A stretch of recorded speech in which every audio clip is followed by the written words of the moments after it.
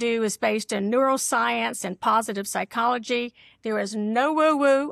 This is scientific, psychological behaviors and tools that help you navigate change beautifully. She built it. We work within owned media, and so many CMOs and marketers are ripping up their playbook from before because AI and constant change. And, I see it every day in my work. And I also, as a business leader, there's always a new platform or something you have to keep up with or something that's changing or something you want to implement. So you're right. What you do is so important now more than ever.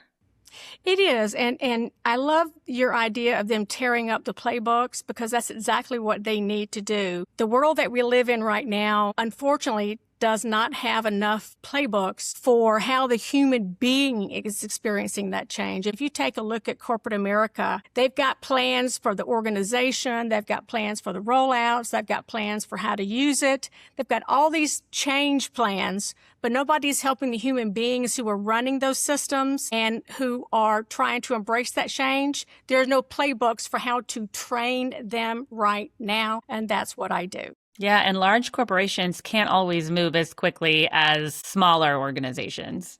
They simply can't.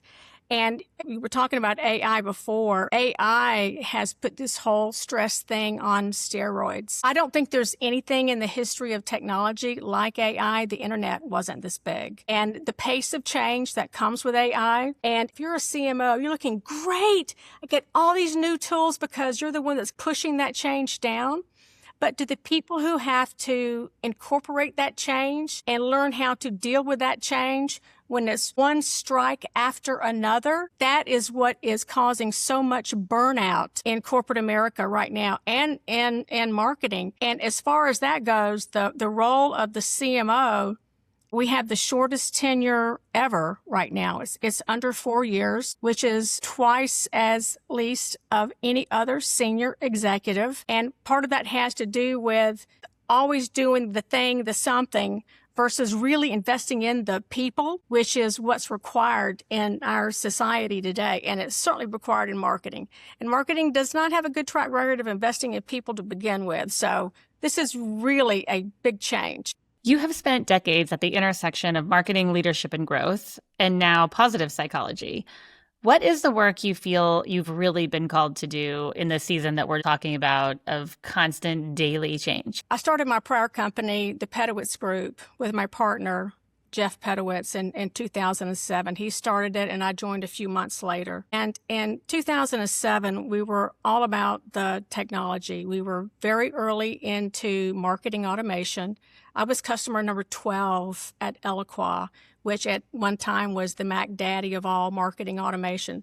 So I was very early in that space for marketing automation. And we grew a great company. And within that, I've always been I'm more strategic and a transformational type of thinker.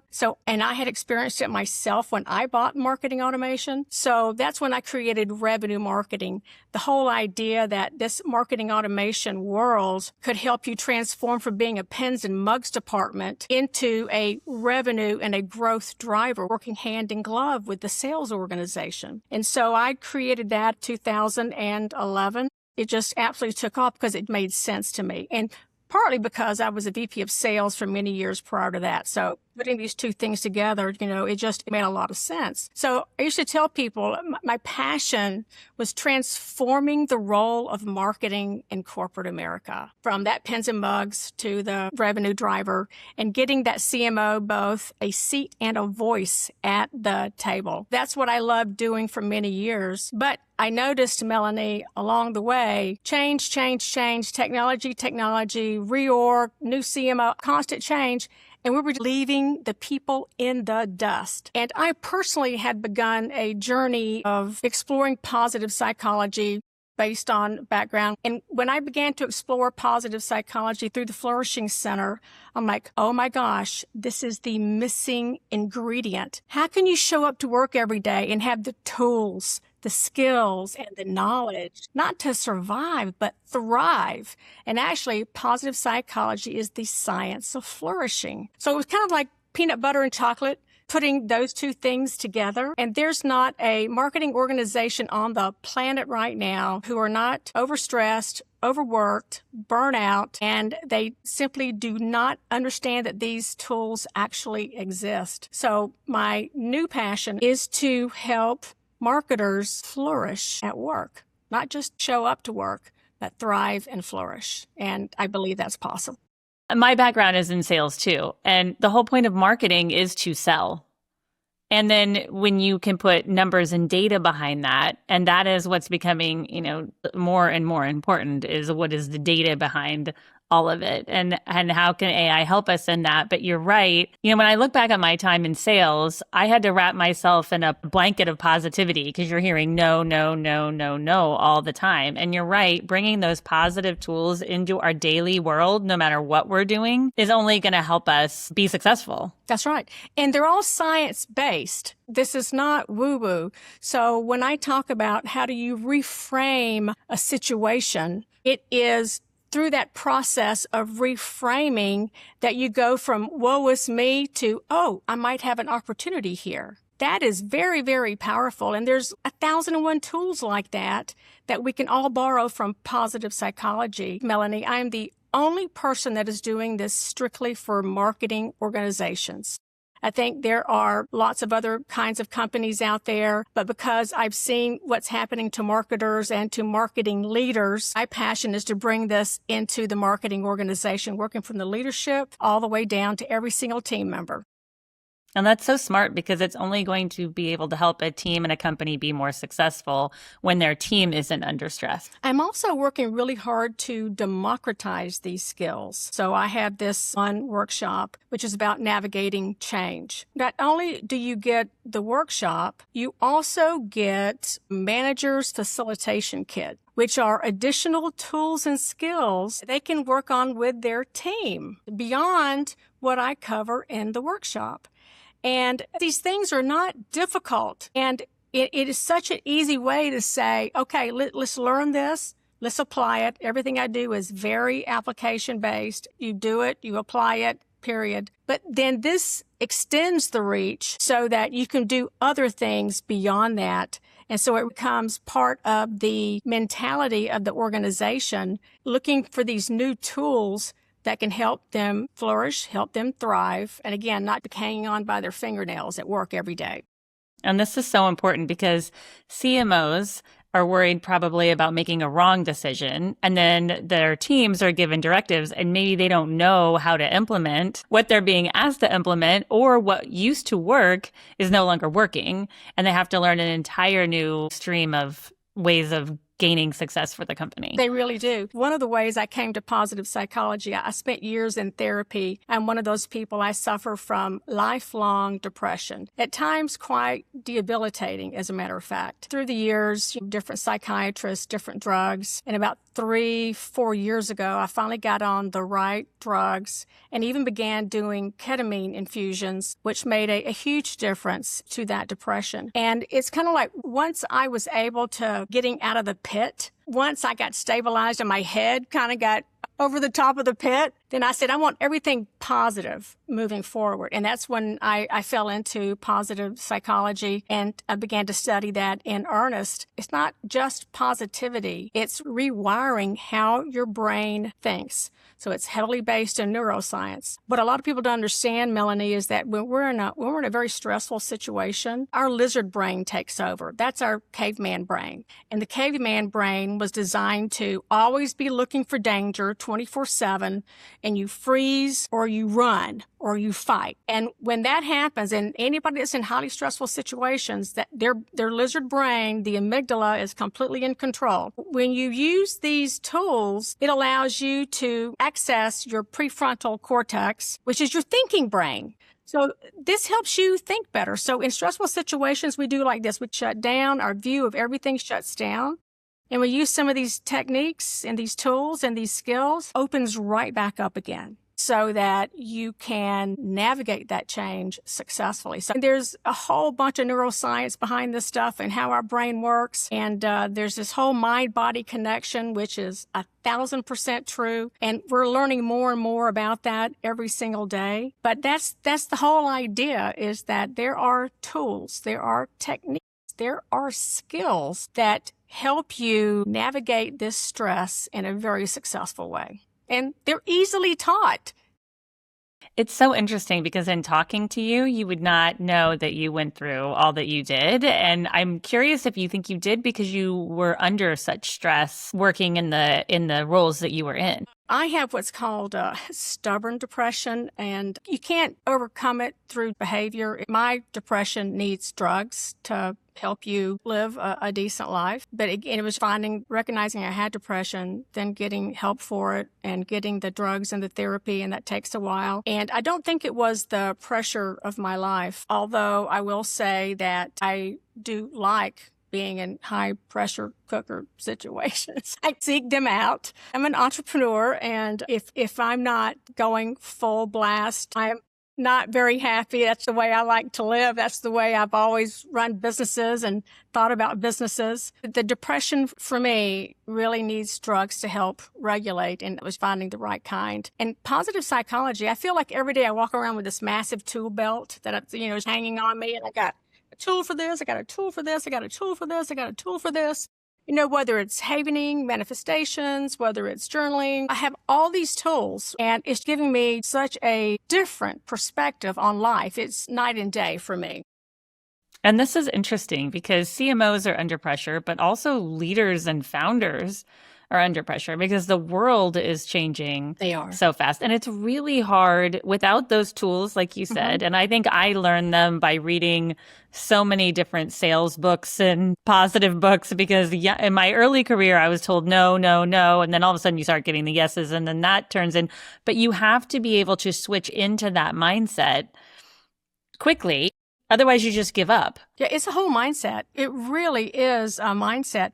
And it's one that can be developed. And as you begin using these tools, these techniques, you are actually rewiring the synapses in your brain. Old behaviors no longer occur. The new behaviors are taking over. They've done a lot of research, for example, on gratitude. And the worse you feel, the more you need to be doing your gratitudes, because having some space set for something that's positive versus negative is to swing the pendulum that way. And it's just neuroscience. I had the coolest job in the world bringing this into marketing organizations. I get so much personal satisfaction over seeing a leader or a team that is learning these new skills, who are using these techniques, and to see them blossom and grow in a way that they never thought they could, because everybody is under so much pressure all the time, and the burnout is very high. That is just a pure joy for me to see. Interesting, because they do go hand in hand, the positivity with the learning of the new tools, because you have to be in a positive mindset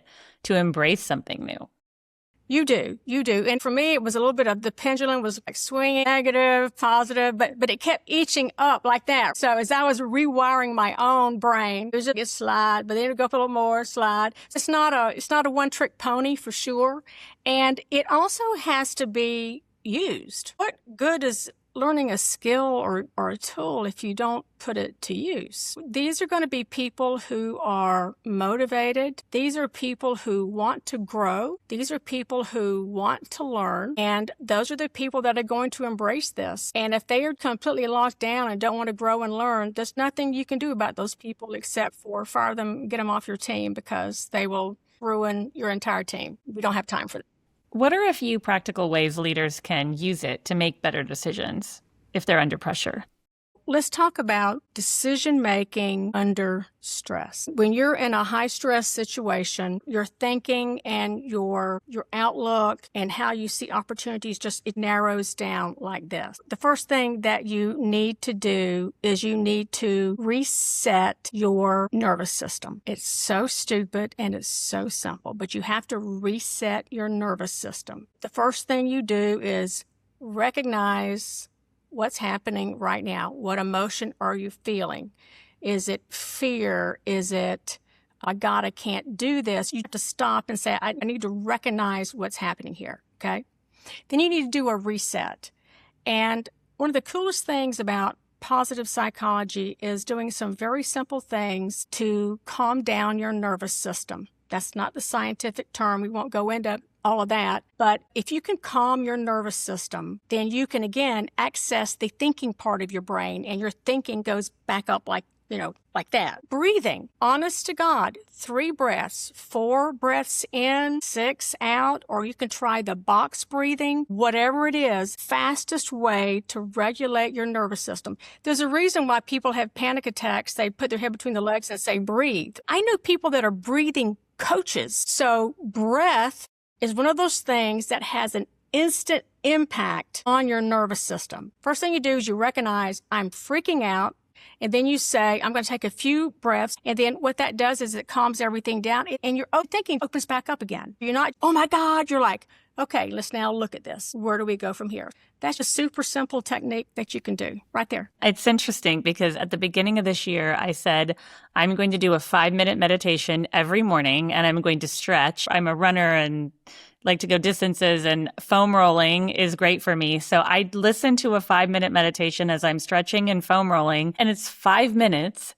That has been life-changing in starting my day and starting my day with the fresh perspective. So when I was listening to you say this, I was thinking, it is amazing how much a little bit of that work and saying I'm going to do it every day. And the days that I don't do it, I feel it. I'm growing She Built It Media, and I have podcast hosts, and we manage their podcasts. And we talk about this conversation, working with CMOs through owned media and helping companies grow through owned media. I see that stress, and it's interesting to think about the choices that I made earlier in the year. And I'm a twin mom. My husband travels. I'm managing a lot. I'm growing multiple businesses.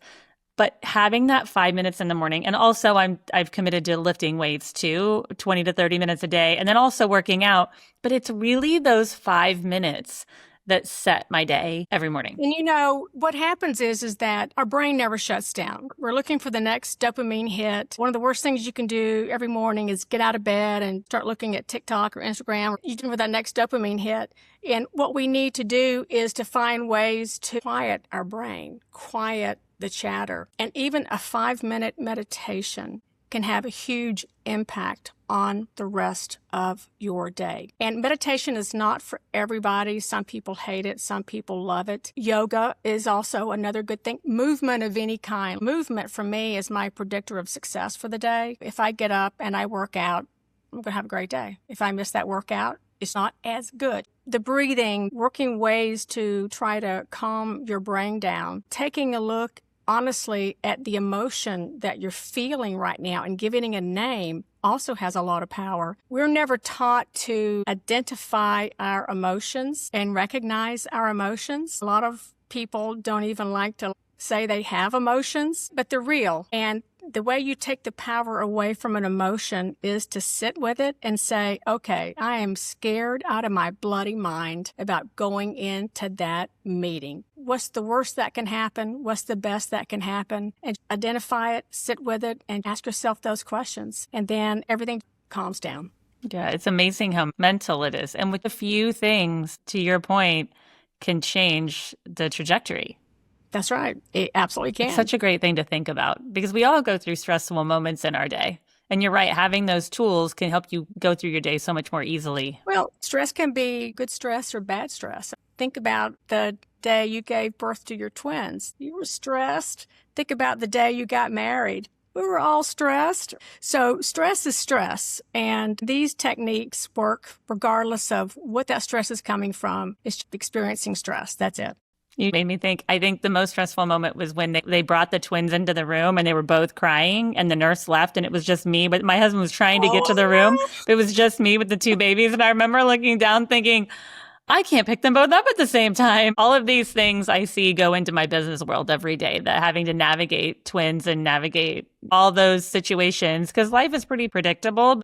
I separate what I do into 2 areas. There is, yes, let's talk about how you can better navigate stress. But then there's this whole part, how to flourish at work. And those are skills like resilience, hope, meaning, purpose. I love doing work around meaning and purpose with marketers. It's amazing when you ask them that question. I did a workshop recently for a group of marketing ops professionals, and it was leading with purpose. And I asked them to write down their purpose. And you thought that I had asked them for something they had never heard of, and they looked at me with their eyes like this purpose. Wait, I have a purpose? Yes, you have a purpose in your job. You have a purpose in your life. So we're going to explore that. It's not the elements of these tools and techniques for handling stress, but also the pure flourishing side of it, leading with meaning, purpose, hope. All of those things make a really big impact on not how you show up to work every day and how you